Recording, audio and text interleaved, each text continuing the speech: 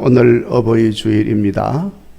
우리 국일교회 모든 어버이들에게 하나님의 크신 위로와 건강과 함께 큰 복이 있기를 주의 이름으로 축원합니다.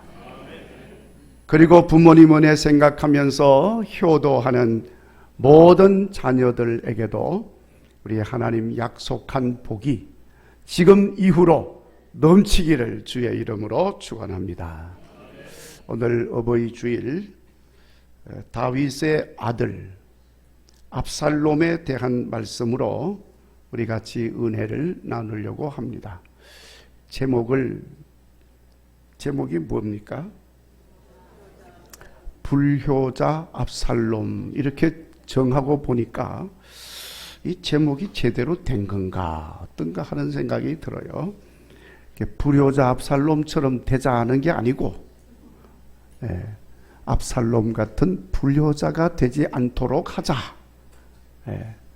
또 그런 자녀들로 양육을 하자, 뭐 이런 취지로 지금 말씀을 드리려고 합니다.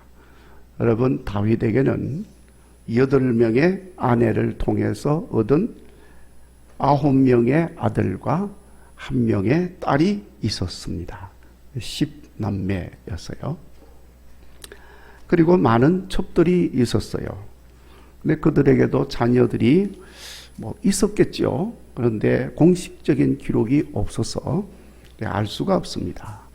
하여튼 다윗은 요즘으로 말하면은 참 이 자녀들도 많고 또 이렇게 다복한 가정을 이루고 살았다고 할 수 있는데, 한편으로는 여러분, 가지 많은 나무에 뭐가 없죠? 바람 잘 날이 없다고 다윗의 집이 또한 그랬습니다. 자, 그런데 특별히 다윗의 집에 늘 우환이 되고 근심이 되었던 아들이 있었는데 이름이 압살롬이었습니다. 이 압살롬은 다윗이 그술왕 달메의 딸 마아가에게서 낳은 아들입니다. 9 아들 중에서는 셋째 아들에 해당이 됩니다. 이 압살롬은 외모가 수려했다고 그래서요. 수려했다고 하는 말은 빼어나게 아름답다, 굉장히 멋있는 사람이었습니다. 사무엘하 14장 25절에 보면은 이스라엘에 그보다 더 아름다운 자가 없었다. 최고로 멋있는 사나이, 그런 사람이었습니다.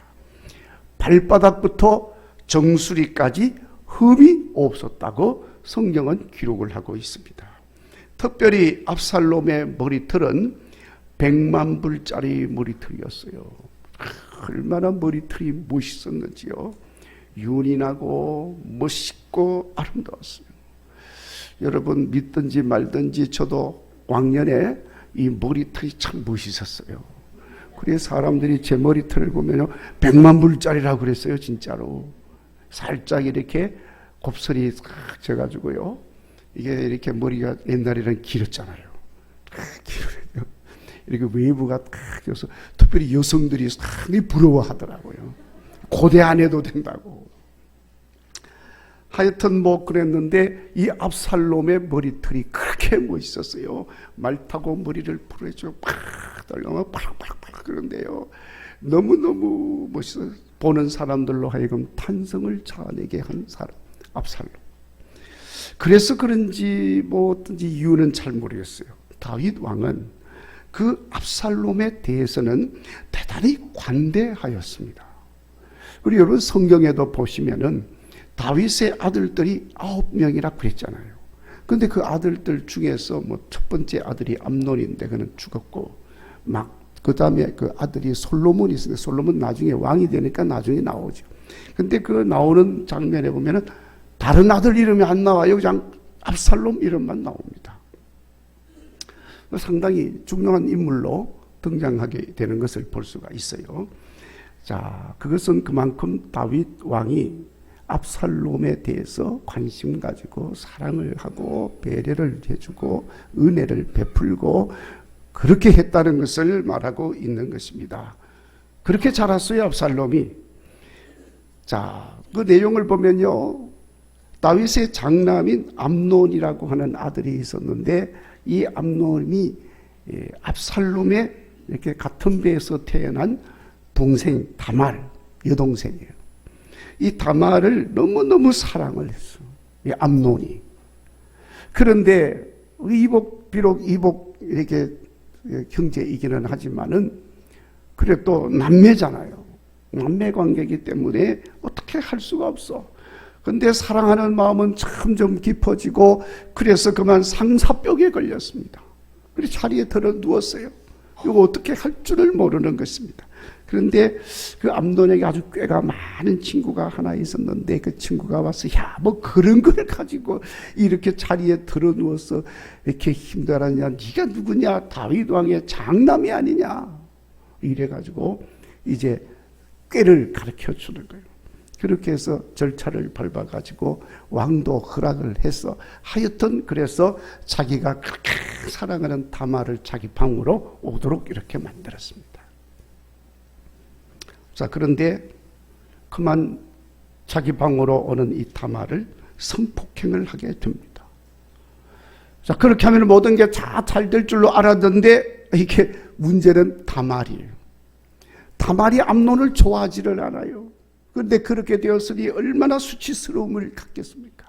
너무너무 수치스럽고 너무너무 괴로워서 그 일을 그냥 둘 수가 없었습니다.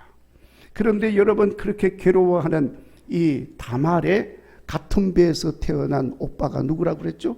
압살롬. 근데 이 압살롬이 그 일을 듣고는 견딜 수가 없어. 동생이 저렇게 괴로워하니까. 그래서 마음으로 복수의 칼을 갈고 있던 중에 공식적으로 허락을 받아가지고 왕자들을 다 모은 자리에서 그 암논을 살해를 하고 맙니다. 자, 이렇게 살해를 했으니 보통 일이 아니잖아요. 그렇게 해서 이 압살롬이 그 일을 저지르고는 자기 외할아버지 그술 땅에 있는 달메 왕에게로 도망을 갑니다. 자, 그런데 여러분, 이 보통 사건이 아니잖아요. 그런데 그 일이 있고 난 이후에 뭐 다말과의 관계 문제도 다윗이 유야무야, 그리고 그 이후에 암논을 죽인 압살롬에 대해서도 유야무야, 그냥 흐지부지 덮어버렸어. 여러분, 이 압살롬이 그 큰아들 암논을 죽였다는 것은 보통 사건이 아닌데, 그거 도망을 갔다고 그냥 덮어줄 일은 아니잖아요. 근데 덮어줍니다. 그리고 그술왕 달메에게로 갔지만은 뭐 다윗이 군사를 끌고 가면 금방 그 압살롬 잡아올 수 있습니다. 그런데 그렇게 하지를 않았다. 확실하게 다윗이 압살롬을 봐준 거다 하는 거예요. 다윗 왕이 압살롬에게 관대했다는 증거가 사무엘하 13장 39절에 나와 있습니다. 압살롬이 그술로 도망을 간 지 3년이 지나는 동안 다윗 왕의 마음은 항상 압살롬을 향해 있었다. 이렇게 성경은 기록을 하고 있어요.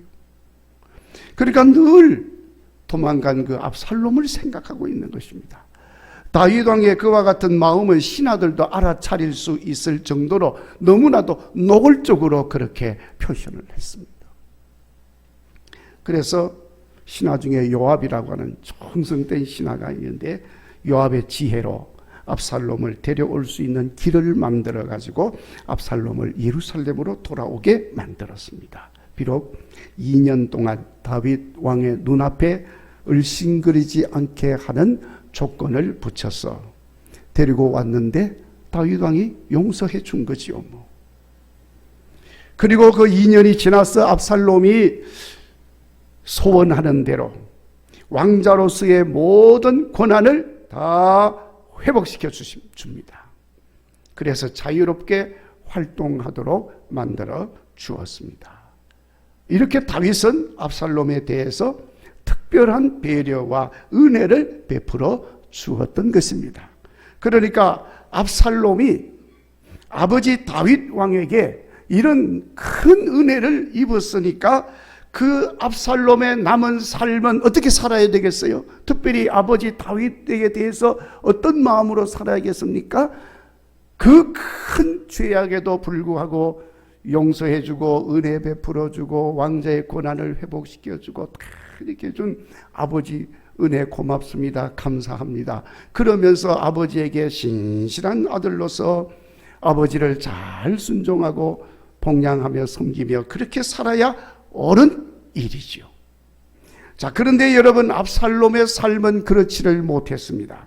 모든 것이 용서되고 왕자의 권한도 회복되어 자유로운 활동을 하게 되어졌을 때 그는 스스로 재판하는 일을 차원해서 왕에게 재판을 받으러 오는 자들마다 다 자기가 재판을 하기를 시작을 한 거예요.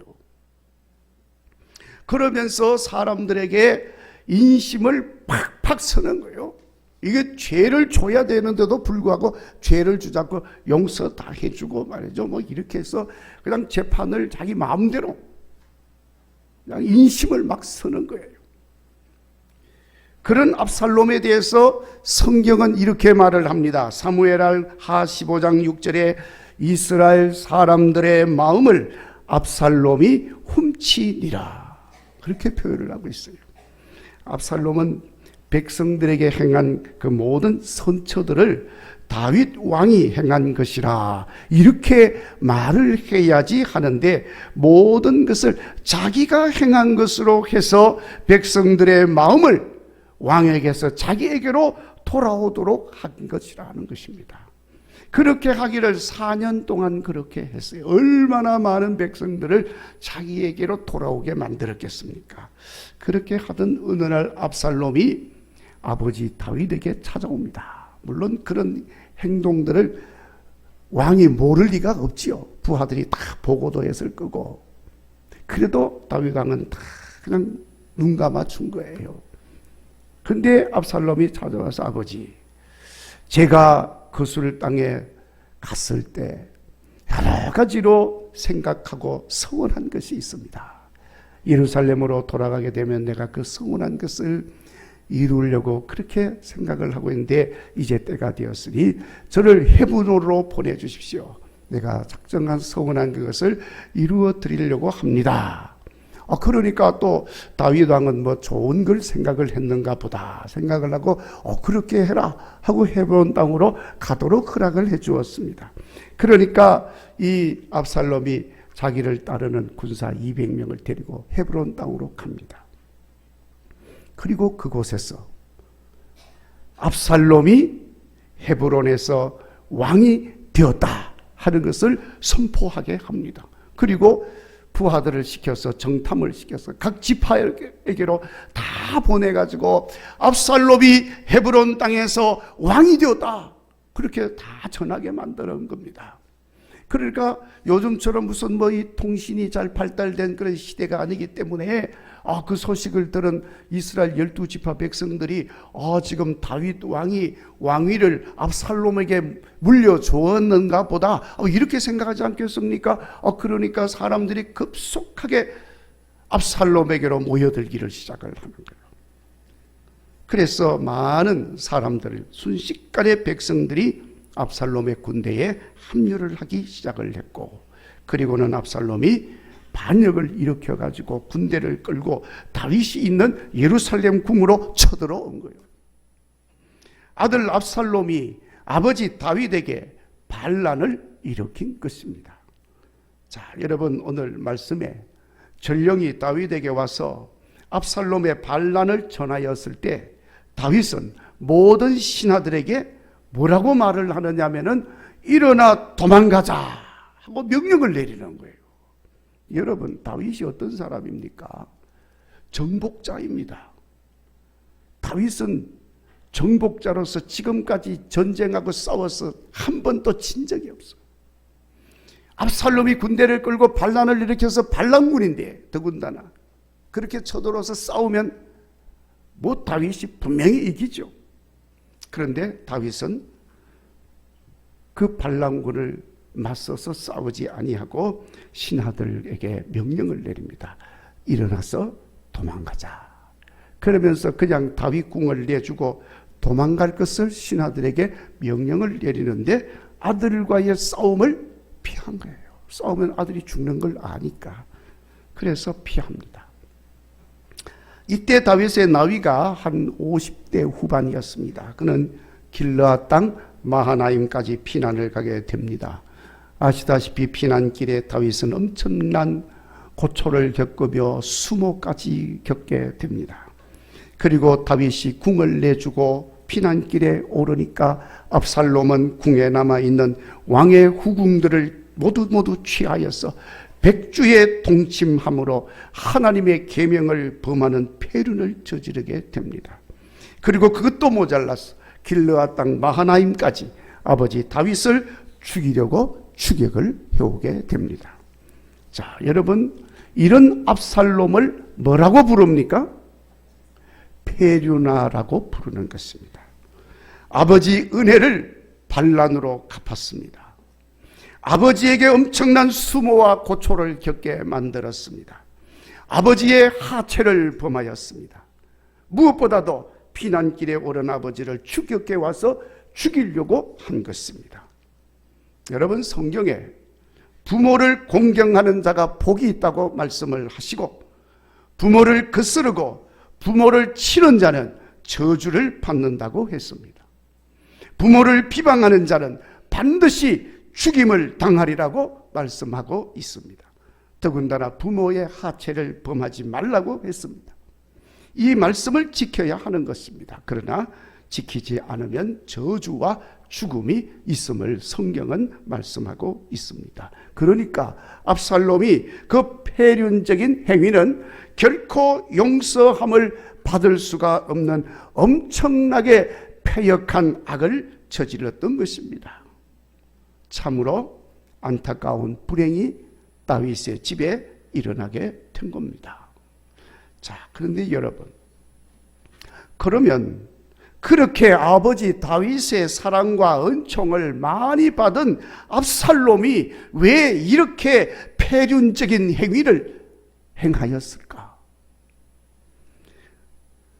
오늘 우리는 이것을 좀 살펴보고 우리의 자녀들이 깨달아야 할 것, 우리의 자녀들에게 바르게 가르쳐야 할 것, 이러한 것들을 좀 마음에 새기려고 하는 것입니다. 그래서 우리의 집에는 압살롬 같은 자식이 생겨나지 않도록 하자 하는 것입니다.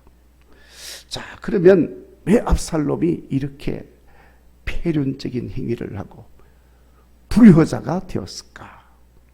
첫째, 압살롬에게는 하나님의 말씀이 없었다는 겁니다. 뭐가 없었어요? 하나님 말씀이 없었어. 여러분, 하나님의 말씀이 없으면 망하게 되어 있습니다. 그 사람이 망하고 그 가정이 망하고 그 나라가 망하는 것입니다. 민족이 망하게 되어 있습니다. 여러분, 압살롬이 비록 다윗 궁에서 태어나서 살았지만 그에게는 여호와 하나님의 말씀도 신앙도 없었다는 거예요. 아시다시피 압살롬의 어머니는 그술 왕 달메의 딸 마아가였습니다. 그술이라고 하는 지역은 여러분 잘 아는 지역이에요. 갈릴리 호수, 그러니까 여러분 쪽에서 보면 갈릴리 호수 이 사해가 있고 그 위에 갈릴리 바다, 갈릴리 호수 있죠. 그 북동 쪽에 거기에 그술 땅이 있는데 예수님 당시에는 그곳을 베세다라고 그랬어요. 베세다에서 오병이어의 역사가 일어났죠. 그게 옛날 이름이 그술이었습니다. 그러니까 그 당시에 그술 땅에는 아람 족속들이 거주하고 있었습니다. 그러니까 이방인들이 거주하는 곳이라고 보면 되지요.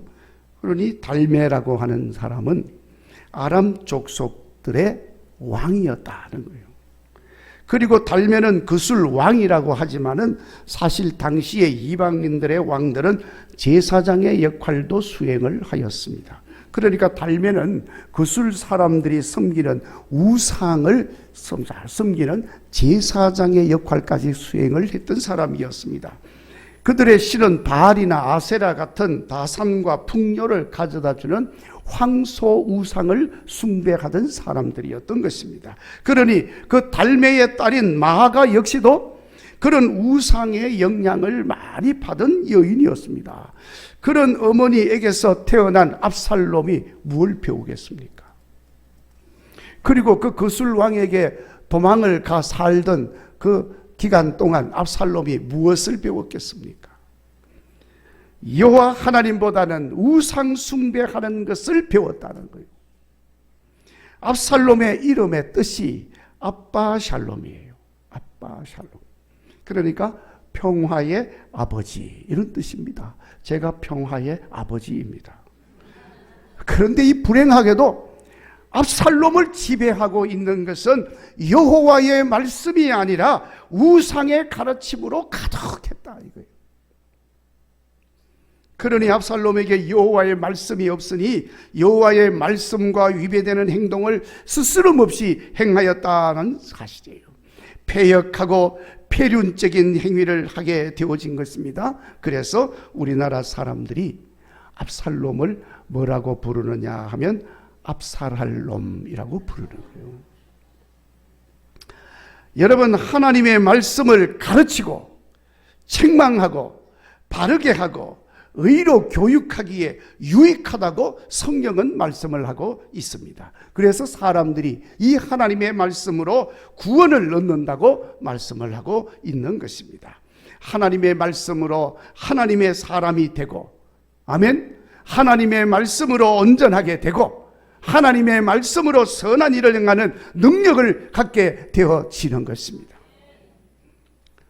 여러분, 오늘 이 말씀을 마음에 새기고 온전히 부모를 공경하는 효의 3일이라고 하는 것은 여호와 말씀으로 인하여 나타나는 것임을 잊지 마시기를 간절히 바랍니다. 그리고 압살롬은 잘못했을 때에 분명한 처벌을 받지를 못했습니다. 언제나 다윗은 그 아들 압살롬이 잘못할 때 흐지부지 유야무야 그렇게 덮어버렸어요.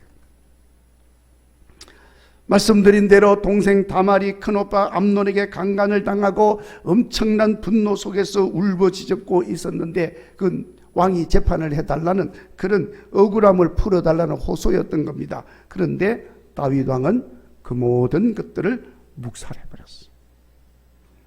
압살롬은 낙심에 빠져있는 다말을 자기 집으로 데리고 와서 위로하면서 2년 동안 아버지의 그 유야무야하는 그 행동에 대해서 상심을 하고 복수의 칼을 갈게 된 겁니다. 압살롬이 아버지를 속이고 양털 깎는 날이라고 그렇게 말을 하면서 형제들을 청하여서 그 자리에서 형 암논을 살해를 하였습니다. 그리고 외할아버지 집으로 도망을 갔는데 그때도 역시 다윗 왕은 압살롬을 그냥 그곳에 두고 살인한 사건에 대하여 묵살하고 말았습니다. 왕이 서열 1번인 남자 장남 왕자를 죽였는데도 아무런 조치를 취하지 않았다. 다윗의 이와 같은 태도는 압살롬으로 하여금 의와 불의에 대한 분명한 상벌에 대한 의식을 무디게 만들었습니다. 아무리 사랑스러운 아들이라 할지라도 잘못하면 징벌이 분명해야 합니다. 잘하는 아들에게는 칭찬해주고 잘못을 범하게 되면 징벌이 있어야 하는 겁니다. 그래야 옳고 그름을 분별하게 되어지는 것이고 옳은 길 바른 길로 가게 되는 것입니다. 그러나 이런저런 사정으로 그렇게 하지 않으면 의가 세워지지 않습니다. 불의가 얼마나 잘못된 것인지를 깨닫지를 못하는 것입니다. 그래서 그렇게 자란 자녀들은 개념이 없어 잘못된 행위를 하면서도 잘못된 것인지를 모른다는 거예요. 여러분, 성경에서 가르칩니다. 매를 아끼는 자는 그의 자식을 미워함이라. 매를 아낀다고 사랑하는 게 아니라는 거예요. 매를 아끼는 건 자식 미워하는 거다. 자식을 사랑하는 자는 근실히 징계하느니라. 잘못하면 징계를 하는 게 사랑하는 것이라는 것입니다. 그러니까 매라고 하는 것은 회초리로 때리는 거잖아요. 때려서 훈육해야 할 때는 그렇게 해야 한다는 것입니다. 그것이 결국은 자식을 사랑하는 것이죠. 그렇지 않으면 자식을 버릇 없는 자식으로 만들게 되는 것입니다. 요즘 자식을 매로 때린다고 그러면은 뭐 여러 가지 어려움이 생겨나지요. 어제 때릴 수가 없는, 체벌을 할 수 없는 시대가 되었습니다. 자, 그러니까 뭐 여러 가지 논란도 있을 수가 있습니다만은, 그러다 보니까 지금 자라나는 세대들은 대단히 혼란스러운 시대를 지금 살아가고 있는 것입니다. 여러분, 압살롬은 잘못에 대한 징벌이 없었기 때문에 의와 불의에 대한 분별력을 갖지를 못했습니다. 그 결과는 아버지에게 반란을 일으키는 폐륜적이고 폐역한 행동을 하게 만들었고, 그것은 자기 자신은 물론이고 많은 사람들을 불행하게 만드는 결과를 가져온 것입니다. 그리고 압살롬의 폐역한 행위는 결국 다윗이 행한 악에 대한 하나님의 예언의 말씀을 이루는 것이었습니다. 여러분, 다윗이 행한 밧세바와의 불륜으로 여호와 하나님께서 나단 선지자를 통하여 장차 일어날 일들에 대하여 말씀을 하셨습니다. 사무엘하 12장 11절 말씀에 여호와께서 이와 같이 이르시기를, 보라, 내가 너와 네 집에 재앙을 일으키고 내가 네 눈앞에서 내 아내를 빼앗아 내 이웃들에게 주리니 그 사람들이 내 아내들과 더불어 백주에 동침하리라. 그러니까 다윗의 불의한 일로 인하여 하나님의 징계가 임할 것임을 이렇게 말씀하셨는데, 압살롬이 그 일을 행하게 되었다는 거예요. 여러분, 뭘 말씀합니까? 결국에는 내가 행한 대로 주어진다는 말씀이 이루어진 것입니다. 자식의 폐역은 결국은 내 죄 때문이라고 하는 사실을 말하고 있는 거예요. 어떤 의미에서 다윗이 압살롬으로 인해 겪은 일들은 다 자신이 잘못하여 일어난 일들인 것을 다윗 왕은 깨달았던 것입니다. 그리고 그렇게 생각하고 있었던 것입니다. 그러니까 여러분, 피난길에 사울의 자손 중에 시므이라고 하는 자가 있었는데, 다윗이 신하들 데리고 피난을 가는데 그 시므이라고 하는 자가 돌을 던지면서 소리를 지르면서 다윗에게 저주를 퍼붓는 거예요. 욕을 하면서 저주를 퍼붓는, 그냥 한번 하고는 그만두는 게 아니라 계속 따라오면서 돌 던지고 소리 지르면서 저주를 퍼붓습니다. 얼마나 저주를 퍼붓는지 같이 가는 피난길에 올랐던 신하들이 견딜 수가 없어요. 도저히 견딜 수가 없어서 그 신하들 가운데서 왕에게, 왕이시여 저자의 머리를 베게 허락하여 주시옵소서. 당장 쫓아가서 머리를 베겠다는 거예요. 그럴 때 다윗이 하는 말입니다. 여호와께서 그에게 저주하라 하심이니 네가 어찌 그리하였느냐 할 자가 누가 있겠느냐. 내 몸에서 난 아들도 내 생명을 해하려 하거든 하물며 이 사람 이겠느냐. 그가 저주하도록 그냥 버려 두어라. 이렇게 다윗이 말을 합니다. 그러니까 여러분, 다윗은 이미 그렇게 되어진 이 모든 일들이 자기의 잘못이라고 하는 것, 하나님의 말씀하신 그 말씀이 지금 이루어지고 있다는 것을 알고 있는 것입니다.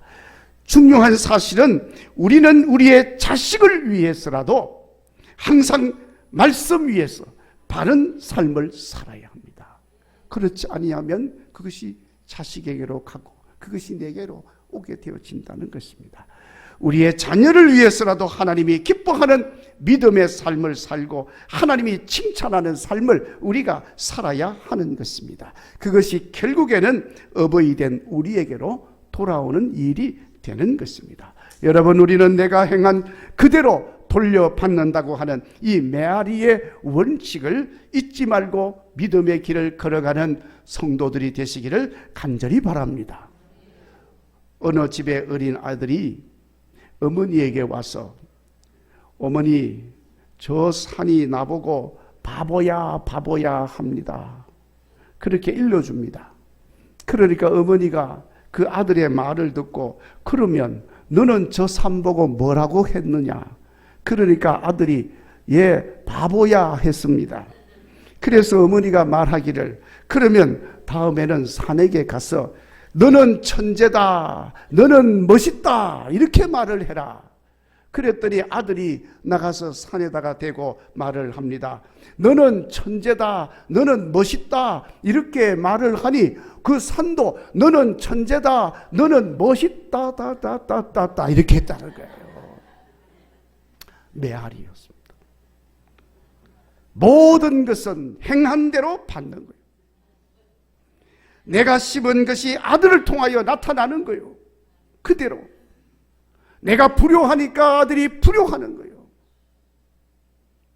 다윗이 잘못된 것을 심은 결과 압살롬을 통하여 그렇게 끔찍한 일들로 나타나게 되었다.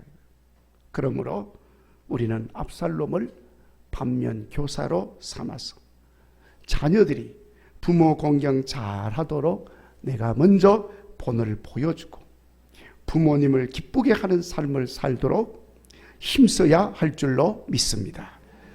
자녀들이 부모님 공경하고 효도하는 것은 자기들이 잘되고 행복하고 복받는 길일 뿐만 아니라 그로 인하여 자기 자식들까지도 복을 받고 잘되게 하는 길이라고 하는 이 사실을 기억하고 그렇게 살아가는 복된 부모들이 되어지기를 간절히 바랍니다. 기도하겠습니다.